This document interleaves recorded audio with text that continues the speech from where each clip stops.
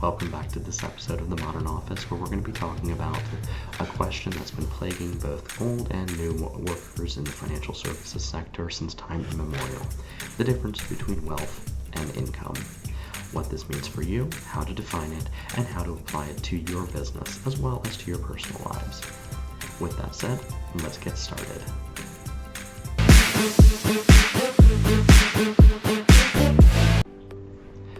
So the first thing we have to do is talk about what these terms mean. Wealth can best be defined as the outcome of income. So at the end of the day, when your money comes in, what's left over is wealth. Income is all of your money that's coming into you from any source. And then there's some other terms that we need to talk about. Rich, poor, middle class. These are all social descriptors, and they don't really have definitions. And it's important that you understand that these terms don't also have meaning outside of what we give them as a society. What is rich today may not be rich tomorrow. And similarly, a poor person today may not be the same thing as a poor person 100 years ago. So keep that in mind as well. All of these terms, rich, poor, middle class, those are all very subjective and should really not be used in terms of business, even though we use them extensively in society. Another great way to think about wealth is in terms of safety. I'm sure that we're all familiar with the Maslow's hierarchy of human needs. Wealth in modern times is an indicator of how much safety you have. So those first couple of rings on the ladder, which talk about your physiological and security needs, money provides for those. And truthfully, it can also be a large indicator of the other three as well, because if you're going to be real honest about it, money can go into helping you create a sense of community.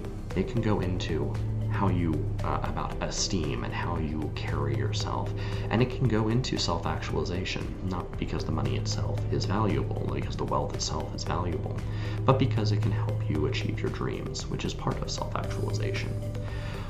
So wealth, in the terms of being able to provide you a sense of security and safety and not worrying about where your next meal is coming from, if you have a roof over your head, if you can do the things you want to do in life, that's where wealth is.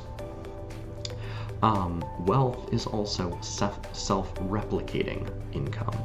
So if you're thinking about income, many of us are thinking about a job. The salary we get every week, or every 2 weeks, or every month, or on a commission check, however your money is coming in from your job. That is what most of us are thinking about when it comes to income. But wealth can also create income in the forms of interest, as in money that sits in a bank account or a credit union account.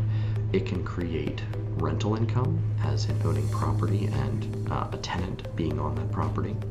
It can create capital gains from an investment. So the investment you put money into in a stock then gains income. It gains value, and the money that it gained, or the value that it gained, that money is capital gains. And you can also gain profits from a business venture. Those are all ways that wealth creates income by itself. That's also called passive income, so income that you're not gaining from an actual job. So why is income then not wealth? Well, firstly, income, all those things we mentioned, all that money coming in, it's not doing anything for you. It's actually just coming in. It's like a faucet. The water comes into the faucet, it comes through the faucet, and then it goes into the basin, the sink, and it flows out. It doesn't really do anything. What you do with that income is what may either allow it to become wealth, or it may have to go to something else. It may go to paying off debts. It may go into feeding yourself or paying for bills. So income itself, you could be a very well-paid individual, but ultimately not have a lot of wealth.